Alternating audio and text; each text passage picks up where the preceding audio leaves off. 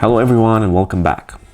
So in our previous video near the end, I revealed that I had purchased this, the Beatles collection, also known as BC13 or the Bluebox. I guess the BC13 comes from Beatles collection, 13 being the number of albums that are inside. There's 12 studio albums and a compilation called Rarities. This was first launched in 1978 in the UK, US, and then across Europe and across the world. And it was re-released or actually compiled and sold all throughout the 80s up until the end of the 80s. Now today we're going to be looking at the unboxing of it and what I found inside when I first opened the box in which it was shipped. I got this from Spain, but this is a Dutch version of the box set. We're going to talk a bit today also about the context of how I got this, basically why I chose this version and so on. After the unboxing, we're gonna talk a bit more as well about the contents of it, how I feel about it now, a couple of weeks after I got it, and what are my thoughts for the future with this box set and possibly others. And in the next video, actually, we're gonna look at how to build a collection of the Beatles, let's say, canon basic catalog on fully analog format on a budget. But before we go to the unboxing itself, I want to talk just a little bit about why I got this version of the box set and how it came into my possession. Normally I started this channel and, so far I've been focusing mostly on CDs, and this is what I've started to collect a while back and what I focused on since I started collecting, which were basically just CDs. I still am a mainly CD focused collector, if you will. I don't have a huge collections like others, but I'm pretty happy with what I have.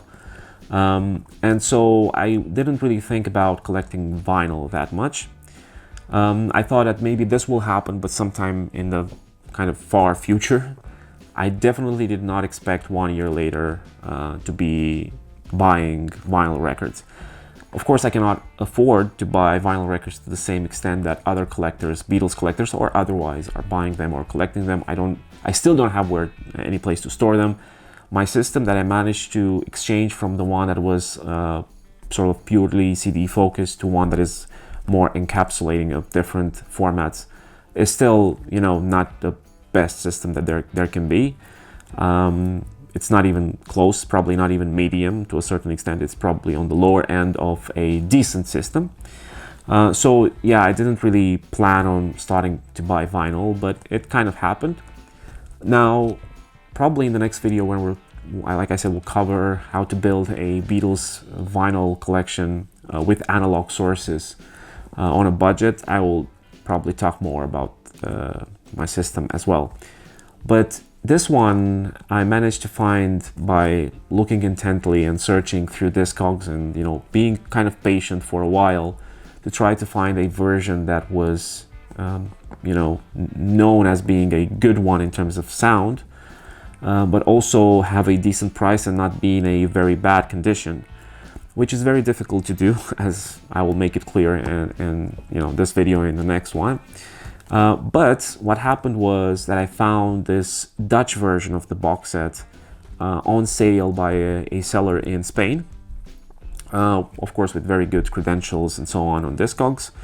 The price was not too big and I managed to negotiate a little bit on the price as well. The box set was graded as being very good plus, the box set itself, the sleeves, but also the discs. Typically, very good plus means that the discs, even though they may have some hairline scratches or marks on them, or may have a little warp, they will play without issues, and there will be technically no background, no surface noise audible during play. And we'll see if that is the case with this box set when we look at the unboxing and afterwards. The reason that I chose this version to buy, one of the reasons at least, in the detriment of other versions that were online and which I will maybe touch upon in the next video, was that Andrew from Parlogram on the Parlogram channel, which is a very well-known YouTube channel focused on music collecting, vinyl especially, and especially Beatles, had made a video comparing 6 box sets or 6 versions of this box set from different countries. The versions he compared were three German sets, one from 1978, and then a analog DMM one and a digital DMM one.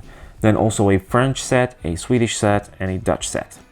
At the end of the comparison, the Dutch set came on top for him as being the best sounding one. So that was one of the reasons that kind of guided me towards this one. Aside again from the price and the way that it was graded, which made me feel like it would be, a good purchase. Now, the thing about the Dutch set, and actually all of the other sets as well, is that because this box set was released and re-released and produced and then distributed from 78 and up to I think 87, 88, so very close to 10 years, it's safe to assume, and actually it's well known, that there were several iterations of this box set in many of the countries. Meaning that the box set was not always produced, or the records were not produced specifically for the box set. Rather, in many of the cases, they had leftover stock, which they were compiling and putting together for the set. And sometimes they needed to fill in some of the discs where maybe they didn't have so much leftover stock, so they maybe produced new versions, or they got new versions from other countries, which was one thing that happened with an Italian set, which ran out of some of the albums and they imported them from France, for instance. I'm going to leave this down for a second, just while I talk a little bit about the Dutch set in particular and what Andrew had presented on his channel. Now, the Parlogram channel is also representing a auction website where they sell different products, mostly Beatles, and for collectors, it's like heaven, because if you go there, you'll see a lot of nice products and you kind of know that they are keeping them in very good shape. But they also have significant prices, at least for somebody like me. But I managed, when I was looking for a set and I found this on Discogs to be sold, I looked at the listing, and when you look at the listings on Discogs, you get to see what are the records inside, what are the matrices of those records, so that you can try to identify which version of the album or of the box set you have or you're going to buy. Now, those pieces of information are not always super accurate, and especially for these sets, it's problematic because they were made up, like I said, of different albums that may be produced in a certain year and then others from another year. Sometimes they're from a country, sometimes they're from another country, but they're packaged in the box set for a certain specific country like Netherlands or Germany or so on. The other problem with this is that some of the discs themselves do not necessarily have the same version of the pressing on both sides. So sometimes they may have used a side press that they pressed that was based on a German version of the album, and sometimes it might be based on a UK version and they mix together. Or sometimes it's a Dutch version on one side and a German version on the other side, which is the case with at least one of the albums in this set. The other thing that I wanted to say in relation to this Dutch set and also the Parlogram website is that after they made the video comparing the different sets and where the Dutch one seemed to be the one sounding better, they put on sale that set from that video, but then subsequently in the next 1.5 years or so, they put on sale 2 more iterations of the Dutch set. Not the same one that was presented in the video though, and that's important. Now, the first set that they put on sale, right after the video appeared, around 2022, it was a 1981 or circa 1981 set from Netherlands that was priced at I think around 550 euro. That was the exact set from the video. And then a few weeks later, they put on sale, I think a few weeks or months later, they put on sale a second set, this time from around 1983, it was estimated, with a price of 850 euro. Now, on both these sets, they used kind of the same reference to their video where they would mention that the Dutch set is one of the best sounding ones, right? It's audiophile grade quality of sound. Now, the third one, because they also put on sale a third one, I think it was some months later, I'm not sure about the time frame. It can be checked on their website anyway, and you'll probably see on screen some screenshots from that. It was a circa 1985 set this time. I think it was priced somewhere in the middle between the first two, around 650 euro. And that set was exactly this set that I have here. not exactly their set, but the same version of the set, right? This is the one that I also found on Discogs. Now, I mentioned that on Discogs, when you're looking at, especially at these sets, probably other records as well, but these sets specifically, it is very difficult sometimes to make sure that the discs in the one that you are going to buy are exactly the ones that are listed there on the website, because there are variations sometimes, and you can have different matrices for the same disc within the same set that are presented as variation of the same box. And so you don't know for sure which version you're going to get. You have to talk to the seller, which I did, and I kind of confirmed almost all of the matrices that were in the set. So basically what I have here is what the Parlogram channel and website were selling as one of the 3 Dutch sets that they had on sale across the past few years. All of them referenced as being the one, or as good as the one, in their video where they were comparing different versions. However, you have to know, especially after watching that channel for a long time like I have, but also other channels and reading online and stuff like that, you do know that the pressings from these sets are different, and so the quality cannot be exactly the same, the sound cannot be exactly the same, because they are completely different sometimes versions of the pressings. I found that out only after I had purchased this and it arrived, because then I got on the website again and I was searching for it online, and I found one of the other listings, and then I looked at the video and realized that in the video they were referencing a couple of matrices and pressings that were not in this set. Then I searched more and I found, okay, they had made the video, they had posted for sale the exact version of the box set from the video that they referenced as being the best sounding one. And then they posted 2 more versions later on that they linked to the same video, but that they were not exactly the same versions, including this one. Now, that was not necessarily a problem for me or anything. It's just to make it clear that sometimes the things that you find online, especially when it comes to these older box sets or albums, it needs to be researched quite well, so make sure that you are getting exactly what you're expecting to get. Now, this was the story of the Dutch set. This is again one that is estimated, at least by Parlogram, to be around 1985. There are some nice pressings in here. Let's watch the unboxing and then we'll come back and talk a little bit more about what I found inside. Okay, so this is the box. Let's see.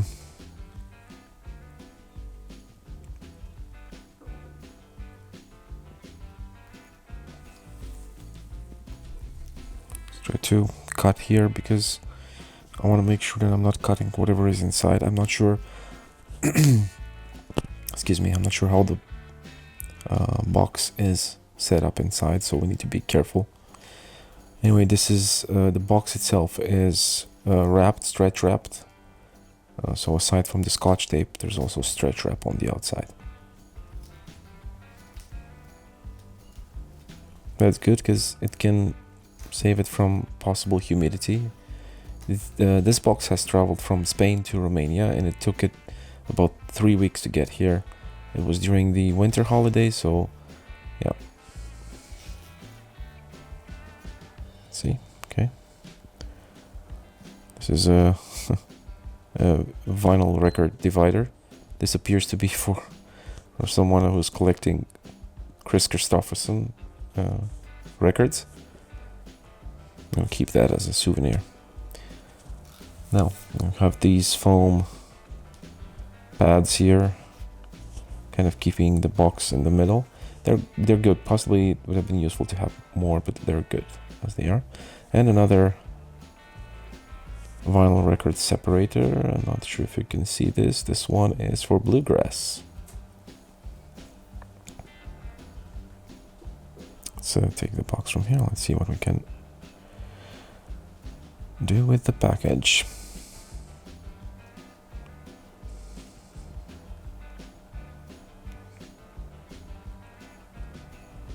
Now, this is wrapped pretty well in this protective foam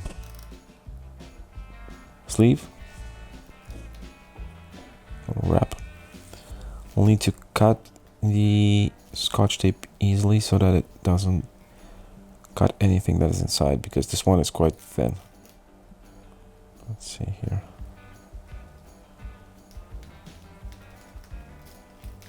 This should do it.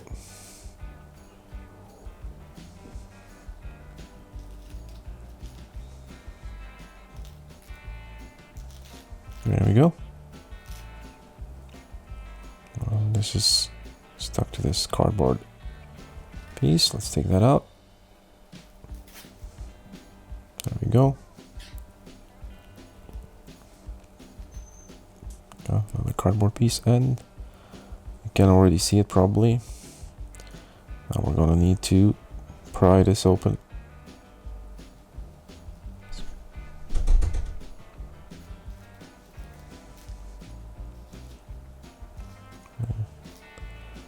This should rip apart pretty easily after we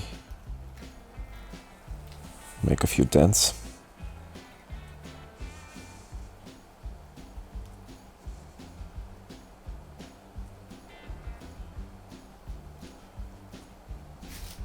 There we go.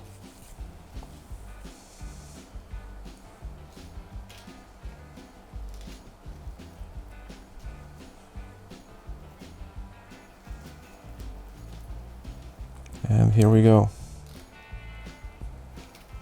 BC13 box. Looks quite good. It's a little bit dusty. I'm not sure if you can notice that through the camera. Probably not. I'm gonna just make sure I dust this off a little bit.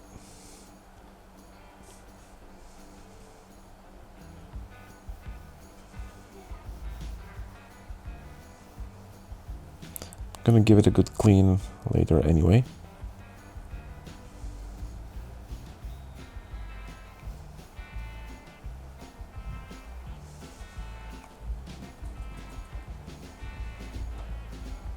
Here it is. The Beatles collection, a Dutch version, faux leather finish, blue of course, golden lettering, and with the signatures of the Beatles reproduced. Here we have the Beatles collection on the side, as well as the BC13 Parlophone logo and the code. Here we have a small label that was left stuck on here. Russell Stereo, so it's a store from Belgium, I think. I'd had this at some point, but like I said, I got this from Spain, and this is the Dutch version, one of the Dutch versions.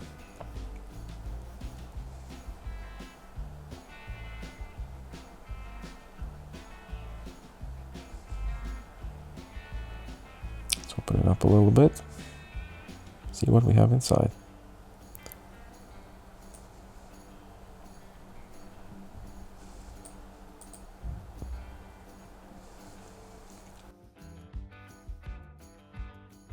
It seems like the discs are set up in the other way around, so they start with rarities. Normally we should start with Please Please Me, but I see it's rarities. Here it is. Looks quite good. Let's take the disc out. We're not going to take all of the discs out, but I'll take it for this one just to see what we have. So it has this outer sleeve. It's nice that it's a white outer sleeve but with a poly inner, so it's good that it has that. I'm not sure if it's the original or not, to be honest. Here's the disc. The disc looks pretty good. Not sure if you can see it. It has some dust on it, some debris, but it looks decent enough. I can spot some hairlines, but I know they're barely visible at this angle. Anyway, this is the silver on black label. Let's put this back. We'll check it later. I'll clean them up as well. Let's see the other ones. Let It Be. So like I said, they're in reverse order, yeah, because we have Let It Be and then there's Abbey Road. I saw it. So with the red Apple label logo, actually, because the label is the green one. Again, white inner. Looks okay. First glance. See the next one, Abbey Road. pretty good state of the outer cover for Abbey Road, I must say. It looks near mint.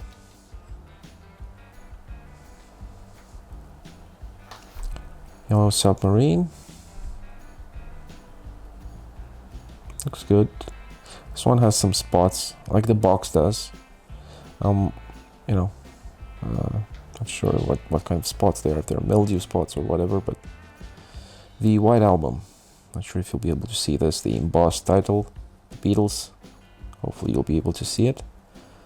And it also has a number, 117144, something like that. Let's see the inside. The track listing and the photos of the 4 Beatles. I'm not gonna look for the other photos, I know they're not there. The seller let me know this. Sgt. Pepper. Looks good. Back and front. Also gatefold.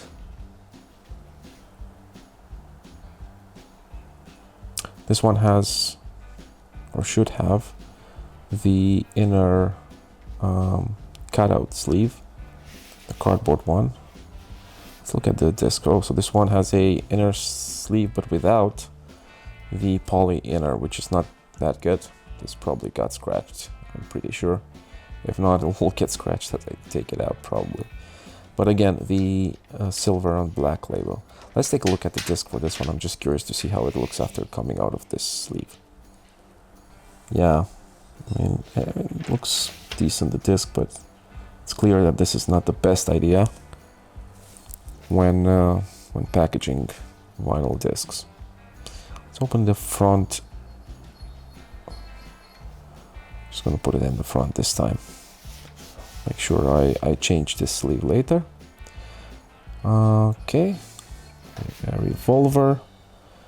Here again, like with Yellow Submarine, you have the spots. See, I think you can see them. There's kind of brownish spots, especially on the white pieces of cardboard. You can see them, and you know the spines look quite good, but they are. I mean, they look. You know, you can see the.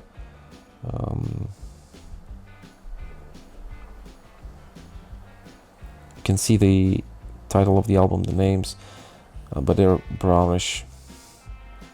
Still pretty good, I think. Rubber sole. This looks nice. This has some marks on the. You cannot see them. I see them because of the light, but there's like some marks on the front cover. The laminated part starts to wear off, sort of. Let's see how this looks. So this one has a inner that is without any kind of opening and no poly inner, so disc is quite dirty. Another recipe for scratching. I'm surprised that the person who had this she mentioned that she also tried them out before sending them. I would have thought for these kinds of boxes at these kind of prices you would replace the sleeves. Help. Again, near the sides it gets a little bit dirtier and it has those spots. Not sure how visible they are to you, but they are there. Next is Beatles for Sale. Looks very good. The back. And this one is also a gatefold. And the inside looks quite nice. It looks like it wasn't opened for a long time. And not open too often. See, this case here is housed in the front pocket. I'm gonna move them to the back pocket for most of them anyway. Hard Day's Night. This one a little bit different in the other versions, the main versions, let's say. It has the white lettering also on the title. Back looks good. Same, you know, spots near the margins of the back where the white part is. With the Beatles, now this one is interesting. It looks, the picture, normally I'm used to the picture that I see on the CDs, and that one is usually darker and you cannot really see their half of their faces almost at all, but here you can see them quite clearly. That's interesting. Looks good otherwise, except for the same spots. And finally, Please Please Me. It should have been the first one, but there you go. With the 1877-1977 100 Years of Recorded Sound Special Jubilee Edition label at the top. Let's look at this one as well. Oh, so this one has a Japanese style poly sleeve. That's good. The other ones could have used it as well. Let's see how it looks. Well, this one is dirtier. I think you can see the debris and the dust in this one. Also, it seems to have some scratches that are quite visible. I hope this plays well. We'll see. I hope you can, maybe you can see the scratches as well. It doesn't look too bad, but it doesn't look good. Not sure if it's very good plus this. Definitely not close to near mint, as I was at some point told. But anyway, here they are. All the set, 12 albums, 1 double album, and the rarities compilation.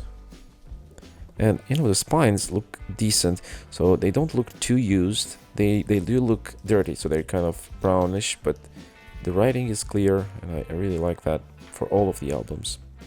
They're quite well aligned. And here is the set. The box seems to be in good condition. It seems to hold up quite well. All of the pieces are there. They're not ripped off or anything. There it is. Beatles Collection BC13.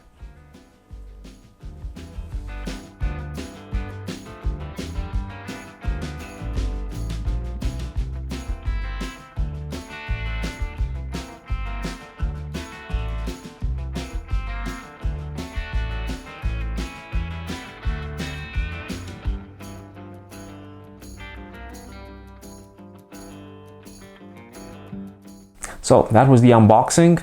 As you saw, the state of the box and the records was quite good. It does have a few things, you know, if you're thinking about very good plus, it's definitely not near mint, or to some extent it can be considered, but I think if you're looking at the grading system, it's really not near mint. It's very good plus. Some things are verging on very good if you ask me, as is the situation with the discs themselves, and I'll explain what I mean. But you know, the box itself looks quite good. The flaps, everything is working, everything is in place, nothing is ripped apart. This one's, you know, the opening flap still works. Of course, it's kind of used, so as I open it, close it multiple times, this part here would get more used. Here, the corners are a little bit, you know, shaved, and then, you know, they start to be a little bit damaged, but not too much. And there's small, you know, pieces of damage here on the corners, but again, nothing major. I really like the shape of this and how it looks. And I like the shape and how the sleeves looks as well. Even though, you know, even the box, as I mentioned in the unboxing, has the spots. These two have some spots. They seem to be mildew spots, but I'm not 100% sure. And they're mostly visible, as mentioned in the unboxing, on the wider part of some of the sleeves. They don't bother me. Otherwise, the sleeves look really good. Even the spines, which are brownish in color now, they still look quite good because you can still see the full name of the band and the album and so on, right? So for me, these look really nice. The one thing that I did is after I got them is I replaced the inner sleeves. The inner sleeves of each album were different from, I'm not sure if they were the original ones or not, probably not. Some of them were without the poly inner, so the paper would just scratch the disc a lot. I really hated them. So I replaced them with these black inner sleeves with poly inners. And I know I feel much better now about holding these discs in these sleeves versus what they had before. And now, just talking a little bit about the discs themselves, the albums themselves, I didn't get a chance. I mean, I listened to all of them. Some of them a couple of times, some of them just a couple of tracks of one album. Like for instance, in the case of Yellow Submarine, I haven't listened to the full album yet. They all sound pretty good. There are things that I can say already. I will take some time to listen to them multiple times to get them properly cleaned or semi-professionally cleaned. I'll explain what that means for me. And to compare them then to the same version of the albums from CDs and so on, and to other vinyl pressings that have some of the same songs. And then I'll sort of make comparison videos for those. But then, until then, you know, when I got the discs, they were pretty dirty, I can say. They weren't, you know, they didn't have like visible dirt stuck on them or something, but they were quite dusty. And one thing that I noticed is the sound on many of them was quite, you know, accompanied by a surface noise. Now, the surface noise can come from different sources, as we all know. It can be the dust or the debris or things within the grooves. It can be the usage of the grooves if they are really used, or it can be, you know, scratches and stuff like that. So, you know, when I looked at the discs, some of them have hairline scratches. In very good plus, they are acceptable, except they must not affect the play in any way. So for me, it was a little bit disappointing in the beginning that some of the records had significant surface noise that I could hear between the tracks, but I could hear also on more silent parts of some of the tracks, which technically at this grading it should not happen. Unfortunately, and this is something again that I will get to in future videos when I talk about purchasing records, this is a very common practice where people are either not grading the records properly because they don't know how, or they believe that something is acceptable, or they do it well knowingly that the discs are not that in that grade, or they just skim, you know, and just like visually grade them, which is not okay, obviously, but it happens a lot. Again, I like the packaging. I like the packaging of all of the discs. They look quite nice. This set was missing the pictures from the White Album and the poster. It does have the insert from Sgt. Pepper. Some of the discs, so aside from the White Album and Sgt. Pepper, which are fold-outs, also Beatles for Sale is a fold-out version of the album, which is quite nice. You know, there are things about this that are in very good shape. The discs themselves, like I said, they did have some hairline scratches, and some of them did have even more visible scratches, not too big or deep, but visible elements on the disc that can be considered, you know, to bring the disc down to maybe very good as a grading, or even maybe good plus to some extent. I probably exaggerate a little bit, but this is how it seemed to me. Like I said, a lot of surface noise for some of them. After cleaning them a little bit, my cleaning of course is limited to a couple of solutions that I have bought online, and you know, a brush, and then I also have another brush with velvet surface, and you know, that's kind of how I clean them. I try to clean them as good as I can, but dust is always coming back, even though the solutions are said to be anti-static. But the one thing that I noticed, so for instance, I was listening to Beatles for Sale today. It started to sound with, you know, in the beginning when I put the record and I cleaned it as well as I could, and I cleaned the stylus as well. It had some surface noise, and even the sound was a little bit distorted, I can say. Not too much, but a little bit. And then I let it play like 3 or 4 tracks of one side. And I stopped it, and I raised the stylus, and I looked at it, and it had debris on it. So this told me that even if I tried to clean the disc, there's something, you know, within the grooves that I didn't manage to clean out. And so I did another clean with the brush. After that, I cleaned the stylus. I let it play until the end. Again, it had a little bit of debris, less than before, but a little bit. Cleaned it again and put the side again and played it. This time, it sounded almost perfect. So it did have some surface noise, maybe between tracks or on very silent pieces of the tracks, moments of the tracks, but not something that would be very noticeable. If I turned the volume a little bit up, incidentally, the music would overpower the possible still, background noise. So that tells me that these have not been cleaned properly. And this is the second part I wanted to say. So I'm going to have to take them to a person that I know that has a ultrasonic cleaning machine for records. He cleaned a bunch of other records for me. I first went there with some records that I wasn't not very fond of, but they're not that expensive or rare. They are quite easy to find and cheap, because I wanted to test it out and see how he cleans them, and it cleans them quite well. So I'm going to now take these as well, and this probably will help, make sure that I remove more of the debris in the grooves. And then this will probably help with the surface noise for some of them. With some of them, I'm not sure if that's going to help, because the hairline scratches seem to be quite a lot. and it's probable that there is some groove wear that is causing the surface noise. Regarding the pressings, from what I've listened so far, some of them sound really good. It's really, you know, if I put a CD and the cleanness of the sound is comparable. I know people are actually looking for vinyl to hear that warmer sound, and actually they dislike or they separate it from that cleaner sound of a CD. But I do want, and I do expect from a certain level of disc to have a clarity of sound there, right? Even if it's a little bit warmer, even if it's not as clinical as a CD, I still expect that. And these are delivering quite well, at least in some areas. Now, a couple of the discs that I was not so happy with were Please Please Me, not because of the inherent pressing, but actually because of the surface noise that I think sometimes is too loud for this that is supposed to be very good plus. It's possible that I will have to replace this sooner or later.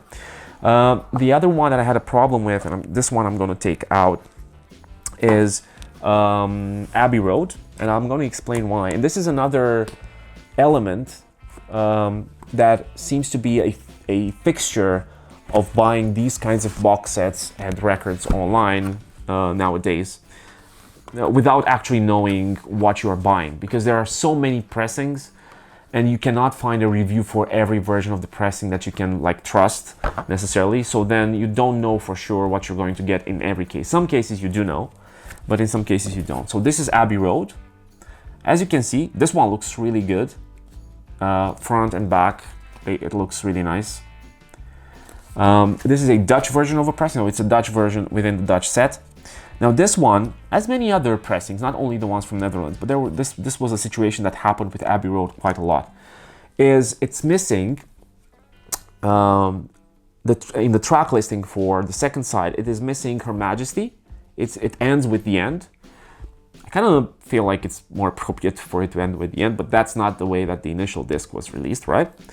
And this is the case with others as well, where the track listing does not mention Her Majesty, but Her Majesty is on the disc. Some of them do not mention it on the sleeve, but mention it on the label. Some of them do not mention it either on the sleeve, either on the label, and this is the case with this pressing, where the label also, for the side 2, does not mention Her Majesty. I'm not sure if you can see it here. If you cannot see it here now, as I'm showing it to the camera, I probably put an image on top to show it to you. Okay, so this one does not show Her Majesty. It also ends with the end. The problem with this disc, though, is that the song is not on the disc. So not only it does not show it on the track listing of the sleeve and the track listing on the label, it's also missing from the disc. The disc ends with the end. It's fitting to end with the end, but it's not appropriate to the original release, right, of Abbey Road. So for this one, I needed to get a replacement, which I tried to find and already ordered. Now, again, I'll have to listen to all of them. I feel like from what I've listened so far, Rarities was weirdly, although it's not the most popular disc in the set, right? It's weirdly the one that I felt was more worn out and had more surface noise to a certain extent, at least than the other albums. Otherwise, the others seem to be okay. The white albums that I have in here sound quite good. What should I say? The Sgt. Pepper one sounds quite good, although that one also has some surface noise. One, let's say, not so nice surprise I had with Rubber Soul, which is a mixed bag. Some of the tracks sound really good. Some of them sound, you know, they don't sound really bad, but they don't sound as you would expect or on par with the others. And, you know, like I said, I'll make a more in-depth analysis of each album as we go along on this channel. All in all, I'm happy with this box set. I do have some problems with the fact that the seller had told me that they listened to each disc before they shipped it to me. There was a period of a few days between the moment that I had made an offer on Discogs and the moment that they accepted it, in which time we had spoken every day, and the seller was telling me, okay, today I've listened to 4 records, today to 5, they all sound good. I haven't heard any surface noise. I'm not sure what system they have. Maybe my system is worse than theirs, or maybe mine is better, I don't know. But, you know, listening to these, they definitely have surface noise. I've recorded videos of them. It's undeniable. and you can have some dust that has gathered, you know, from the sleeves, and then I took them out and you know, put them in, and dust can gather, but it's not enough to create the level of surface noise that some of these discs had when I first played them. So my assumption is that they, you know, they're listening to a system, or they are used to this kind of thing, listening to records all day. For me, probably because of the clinical sound of CDs, I'm now kind of searching for that cleaner vinyl sound, and I know that it is possible. And I will reveal that also in the future videos, because I have some other vinyl records that I managed to get in the meantime that do sound quite clean, and they are not necessarily digitally sourced or anything. They are clean vinyl, analog sources, and they sound quite well. Okay, so before we close today, I do want to go through just a couple of the discs and take them out, even though you saw them in the unboxing, and you know, I put some of the images on screen while I was talking as well. I'll see if the camera is working with me today and it keeps focused on these. I'll keep these images. If not, I'll replace them with my stock footage that I filmed myself. So the one that I wanted to take out again is Please Please Me, just because this is the special version of the cover with the, you know, 100 years of recorded sound label here on the top, right, from 1977. You know, like it's an interesting version of it, but then it still keeps the original you know, version of the cover. With the Beatles, it's pretty standard. The Hard Day's Night is a little bit special because of the color and the lettering being, you know, in white versus red. So, you know, it's a variation of this, which is nice. Beatles for Sale is pretty standard. I like it. I like that it's you know, the fold out. The gatefold. Help, pretty standard. Rubber Soul. This one I like to show just because it's Rubber Soul. Now my love for Rubber Soul is no secret anymore. So, and I think I mentioned it in the unboxing as well. This one looks perfect, but it does have some portions on it, and you cannot really see it. You can only feel it by hand, where it seems a little bit shaved. I'm not sure if it's maybe from temperature or something, where it feels like the cover, which was laminated, was stuck onto something warm, and it kind of distorted a little bit. It's not really visible. You can only feel it if you put your hand on it, but otherwise this looks great, right? Okay, we have Revolver. This is pretty standard. Sgt. Pepper with the fold out. It looks quite good, and the fold out looks good as well, you know, with the yellow background picture. The White Album, I'm not sure how visible it was. I'm going to show it again, or I'm just going to mention it again. So my number here, it does have a number, you know, debossed on it. 117144 is my version. And like I said, this one came unfortunately without the pictures inside and without the poster. I don't really miss it, to be honest. I care more about the quality of the record than anything else in this case. With Sgt. Pepper, however, we do have the poster, or not the poster, the cutouts, right, in here, and they are still in perfect shape, right, as they would have been probably when this was bought. And that's quite a nice thing, you know, to have it in this kind of good shape. The Sgt. Pepper cover itself looks quite good. So most of the covers actually look quite good. If it weren't for, you know, these spots that they have at the outer rims here. You know, Yellow Submarine, the Abbey Road, I showed it already. Let It Be. This one has a little bit more marks on it. Also very visible because it's black. And this one is the one with the red apple here on the bottom, right? And Rarities, which I mentioned is the one that, you know, was disappointing a little bit in terms of the background noise. The cover though looks quite good. It does have a small piece here that went off, you know, it's white now, but otherwise it's good. And the back, you'll see that this is a version that was made kind of specifically for the set. Theoretically, it's a set sampler album. You can see it here, right? Sampler album, not for sale, but it has been sold. So this is kind of the situation with the box set. Again, I'm going to listen to discs more in-depth analysis will follow in one of the future videos. But this is kind of it for presenting the Beatles collection for today.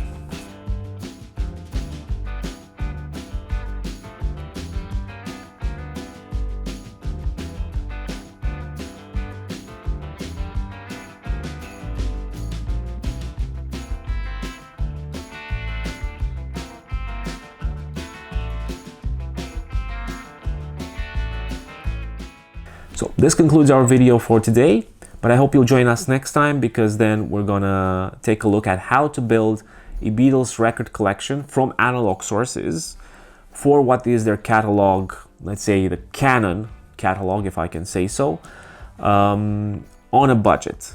So thank you very much for joining us, and please subscribe, like, comment, share. If it doesn't bother you, it does help us. And then we'll see you next time.